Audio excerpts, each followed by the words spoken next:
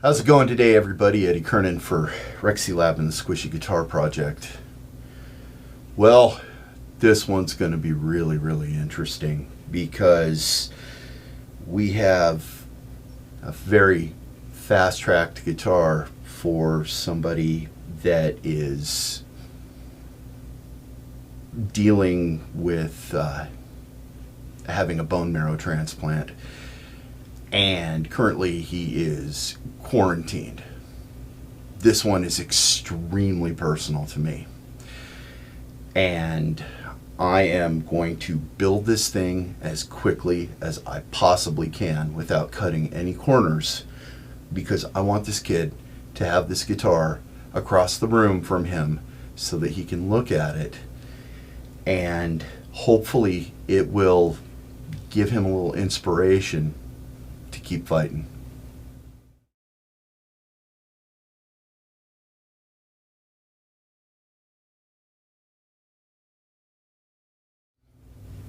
All right, so I mentioned that this one is extremely personal to me, and the reason why is this. I had a very good friend named Buck that I lost due to bone marrow complications from his transplant when he was diagnosed with leukemia in 1991. Buck was easily the best guitar player I've ever known in my life. And I've met all kinds of people since 1991, but his ability to adapt to the instrument was amazing. Not only that, he was a great friend. And all these years later, I still miss him.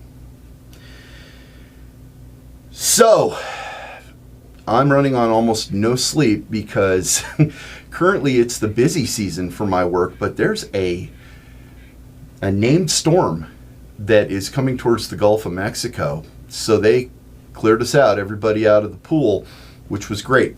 That sent me back here so that I could start working on this, and I will be working on it feverishly right up until the storm knocks out my power, if it does, or until it's done, or until work calls me back. So, let's take a little bit of a look at what we got here. First off, sponsors. Thank you. Seymour Duncan, as always, you guys are great. A JB and a Jazz. You know what? You can't go wrong with them. These are fantastic pickups. The next thing, Hipshot. You know what? We have this amazing Ibi bridge, for Ibanez, and a set of locking tuners. The Diodario Foundation has been great with the Squishy Guitar Project ever since we got a hold of them. So the strap locks, well, yeah, we had to get those from All Parts, but the strap, that was Diodario Foundation, as well as a tuner for Aiden, and a set of NYXL strings, and a t-shirt so that he's good to go. Being that I don't like skimping on anything, and I've caught a little heat from people, you're giving these to kids, does it really have to be this fancy? Can't you just go buy a new guitar? And no. No, I cannot. I have to do it and make it awesome because they're worth it. And as such, we're going to be replacing the jack with a good solid football jack. Orange drop cap. This one's a .047. I prefer that for humbuckers or single coils. I just like the extra control. Some CTS pots, a CRL 3-way switch, and a Switchcraft jack. So now that we've got all that, let's take a look at the guitar that we're going to be putting it all on.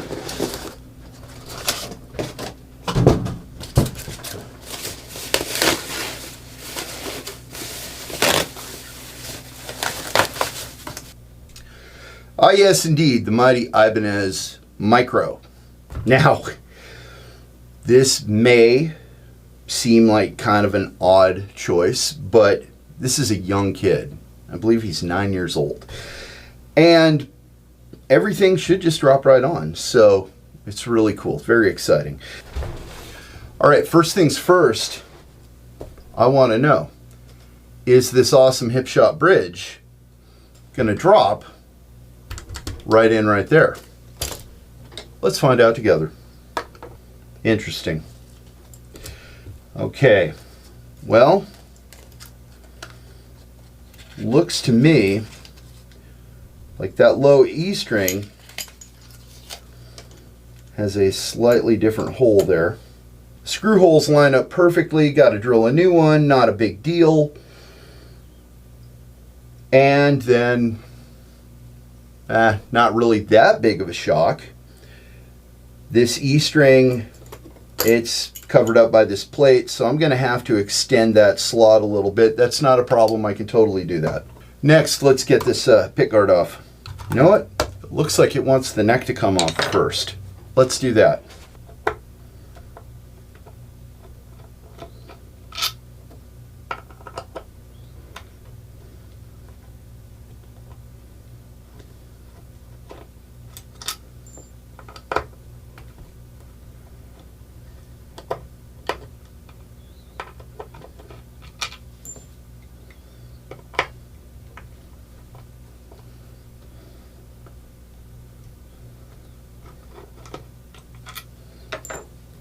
Now, if this is something that you're fixing to do, taking a neck off of a guitar, resist the urge to slide it. It's tapered slightly, but it's tapered. So we just pick that body straight up off. And hey, look, pickguard just came right off. That is an exceptionally tight neck joint too, which is great, you know, but I would expect nothing less from Ibanez, even on their less expensive things. The one thing I do expect is a little bit of fret sprout. So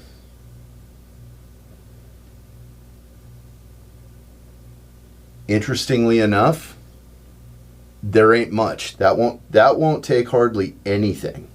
Something that's exceptionally cool is that our good friends at Acadiana Paint are going to actually put Aiden's name right here on the headstock. So Geo Ibanez micro, yeah, that's going to be gone. And it's going to say Aiden or something really cool.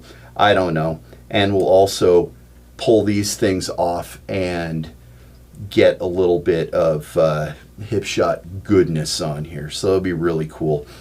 I'm sure that these tuners are just dandy, but we're giving this kid top shelf Hipshot locking tuners. Oops. I am running on almost no sleep, so I might pause to go make some coffee here in a bit. But I want to make sure I'm properly hydrated first, because health. The weird thing about Buck was he could figure out how to play anything. It didn't matter, and he could just, I mean, he had like perfect pitch and the dexterity to make it happen that quick. We were teenagers, so he was far from perfect, but still one of my closest friends. And one day he wasn't feeling too hot, and his mom took him to the doctor, and they rushed him to the hospital, and they found out that he had leukemia.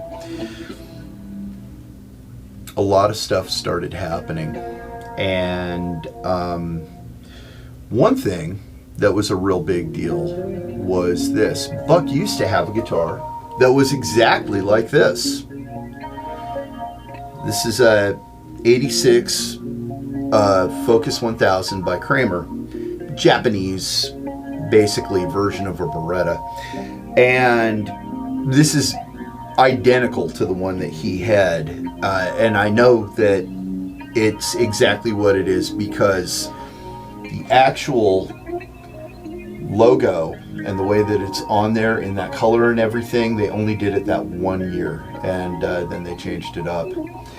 So this is the same color and everything. I wish I could tell you that this was Buck's actual guitar, but it's not. This is Buck's actual guitar. This right here is why if you don't know what you're doing, just stop. Just stop. Don't do it. This thing actually was in a burn pile for a little while, and another mutual friend of Buck's pulled it out. And he was also the guy that did all this, did whatever in the world he did here, and then decided to fill it in with some pine 2x4s. You can see that there are great big huge chunks of it missing, where it was just random carelessness with probably a belt sander. It's scarred, it's marred, it's hammered. And it just kind of hurts my soul. It will never be what it was. And you can see a little bit of the original color right in there, but that's it. Don't worry though, because I have a plan for this guitar and it will be restored. All right then, and now a quick word about just what exactly it is that we're going to be doing here, and that is going to be shielding this young man's guitar. Now, if we take a look here, we can see that there's a little bit of shielding paint, but it looks like just one quick little pass, and that was that. Like, not really that much to it. It's pretty sloppy all the way around, which, you know, most people would be like, well, geez, thanks, Ibanez, but hey, man, on a sub $200 guitar, I'm surprised they put any in. That right there is not enough, though. So what we're going to do is we are going to triple coat it. And we're going to do the pickup cavities, too. And we're going to do where the input jack goes. Now, there are those who would argue that, well, we don't need to do the input jack. Well, my whole thing is there's still a lead wire and a ground wire there, so I'm going to do it regardless. I do want to say this. There are a lot of people that would say shielding paint sucks. What you want is copper foil. And you know what? When we're talking about a sloppy job like this, yeah, absolutely. But a thorough job, 3 coats of this stuff, and it'll do just fine. We will be using this. And this. And maybe even this. The reason that shielding is so important is because while our good Serbian buddy Nikola Tesla did a lot of completely awesome things, and alternating current is definitely the way to go as far as a house goes, because it's way safer, it produces this thing called a 60 cycle hum. This is where I start talking again, and I'm going to tell you this. What I want is continuity all the way from this neck humbucker to where the output jack is. And there's a very small space in between the two that I couldn't quite reach with this big wonkin' brush. But I just happen to have some pipe cleaners. These actually belong to my father. And when he passed away, as I was getting ready to leave, I grabbed his pipe cleaners. And this is how many I have left. Right here. That's it. But until I use them all up, every guitar that I do this with gets a little piece of my dad.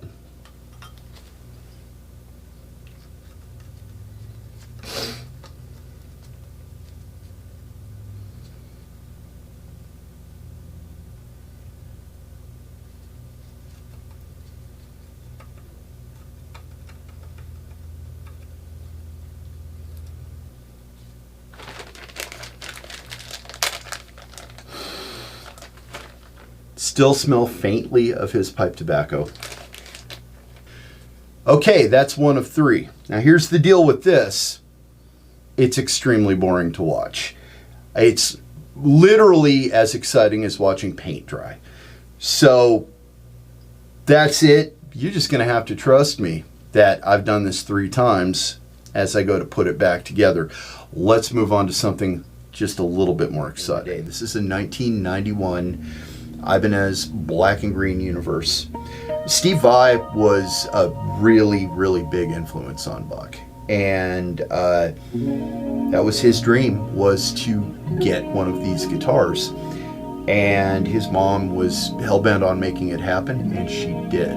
And unlike most people that got these guitars back in 1990 when he got it, he actually figured out how to play with that extra B string really quick.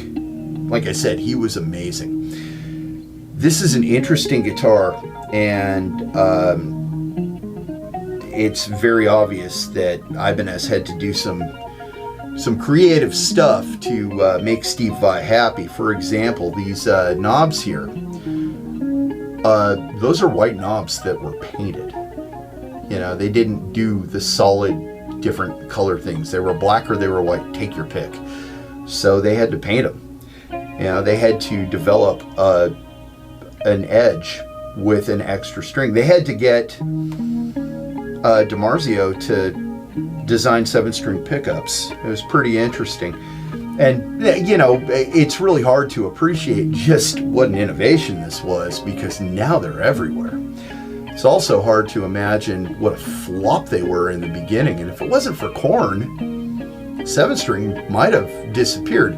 But it was Steve Vai that brought it into the forefront. And the story is really funny. But you know what? This isn't a story about Steve Vai and the 7-string guitar. This is a story about Buck and Aiden. Right as I started putting this thing together for Aiden, I mean, I just take a look at how similar these things are, you know, and for good reason, because this is all trickled down from the Gem when it was introduced back in 1987. So as I'm putting together this black guitar that is the perfect size for a 10-year-old, I'm thinking about this black guitar that was the dream guitar of my friend that I lost back in 1991. All right, so it's the next day, and the neck is at Acadiana Paint right now. We have designed a graphic for Aiden's headstock. It's basically just his name in a cool looking font. And so that's where we're going with this. Anyway, it's time to see if this triple shielding paint job works. And the way that we do that is with our meter. And we're looking for continuity all the way through. But here's the thing. See that nasty, big old drippy schmutz and all that stuff there? Pretty gross. Fortunately, that will clean up with naphtha. And it's wonderful stuff. You probably know this is lighter fluid. Same diff. So let's get going on testing the continuity on this thing right here. Okay, so what we do is we put our meter on continuity, and then we touch these two together, and that 1 right there should turn into a 0. Hot damn, meter works. Great. So now, if we touch these two to the paint, it's not going to go to 0. It will show some sort of reading. Okay, 0.039. That's not tragic. I mean, we're pretty close together with these probes. If I get them really close, yep, nope. It doesn't really make that big of a difference. Now, instead of goofing around and touch, let's just go all the way from way up here to way back here where the output jack is. So, output jack, touching that. Now I'm going to touch right up here. And if we get any kind of reading, we have continuity and it's good. Hot dog. That's going to be enough to protect us from the 60 cycle hums. So we're good. Okay, so the body cleaned up pretty nice. It looks good. I'll run some polish over it later, but all the funk is off. So now what we got to do, we did have continuity from there to there, which is great. But when we put this on, when we put the pick guard back on,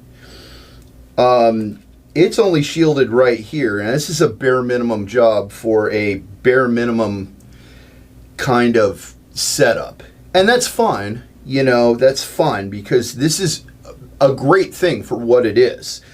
And at the price point that it's at, it's absolutely astounding. But it's not good enough for our kid Aiden. So what I am going to do is not only replace all this stuff with all that stuff, but in addition to that, I'm going to do a much better job of shielding this, and I'm also going to extend this out a little bit so that we will have absolute continuity from the pick guard to the body, and we'll just be completely as protected as we can be. This is brand new off a brand new guitar. There is absolutely nothing wrong with it. Nothing wrong with it whatsoever. However, once upon a time, it was in Albuquerque, New Mexico. There were these girls who were with college. They were really cool. They thought something. No. Once upon a time, I was a very big snob, and I would have just thrown these right in the trash. But here's the thing, is that there is somebody out there who needs this. So it'll just get put away. And then one day, there it will be for them, and they'll be extremely happy. Yay, team. But now we have an issue. The issue is this. These extremely cheesy, cheapo knobs here, while it doesn't matter how much bigger the body of the pod is, I'm willing to bet you this shaft is way, way, way too much for that thing right there. So let's find out, shall we? Sure enough, that's fine, because I've got to drill that out, and I've also got to drill this out. So you know what? We can do both of these things at the same time, off camera, because I'm not going to bring a camera out to the shop. So back when we were kids, that was when we were first getting into all the shred stuff.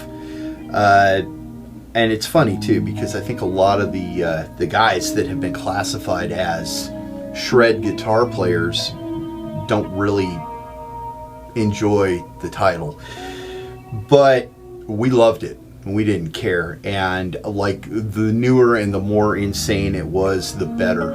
And we kind of topped out at Vi.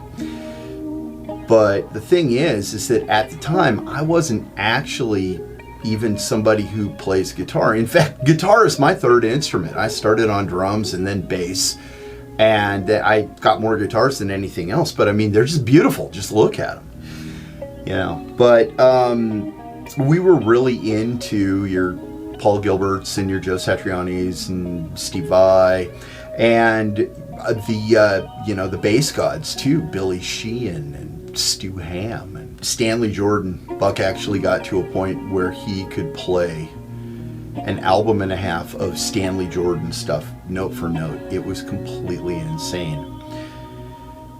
But when he went into the hospital and got his bone marrow transplant, his mom worked her mom magic, and she got some of these heroes to actually give him a call. In particular, Joe Satriani. He sat and he talked on the phone with Joe Satriani for a couple hours. He told me all about it. You know, he was weak. His hair had fallen out. He was burnt from the chemotherapy. But his face just lit up when he was telling me about the things that Joe Satriani was telling him he was going to do, and that he had done and was going to do, and all this other stuff. And later, I found out that Joe sent him this. How crazy is that? Satch with hair. I mean, What do you even make of that? That is so crazy. And you know what? This was one of those things that his mom actually sent it to me with a bunch of other stuff because she just couldn't hang on to it anymore. And she just had to let it go and move on. Okay, so here we go. This is the moment of truth. If I got everything correct, I can just start buttoning this thing up. So it should be somewhere around 16 here, somewhere around 7 here, and somewhere around 4 here. Let's find out what we got. 15, 8, 9. Okay, that's great. 7, 2, 5. That's great. 2, 5, 3. Perfect. That is absolutely 100% great. Let's actually put the damn jack on this thing and button her up and be done with it. Okay. 15, 9, 1. 7, 2, 6. 2, 5, 3. Awesome. Rock and roll hoochie coo. I just need to find these other 2 screws and go offshore, do some deep sea diving, and then when I get back, the neck will be done. I'll put it on. I'll finish it up. A little Graphtec nut up there up top, and all the good stuff. Clean it up. We'll be ready to rock. Aiden will be ready to rock, that is. So until next time, when we put this thing back together, this has been Eddie Kernan for Rexylab and the Squishy Guitar Project, raising awareness for rare diseases, one guitar at a time.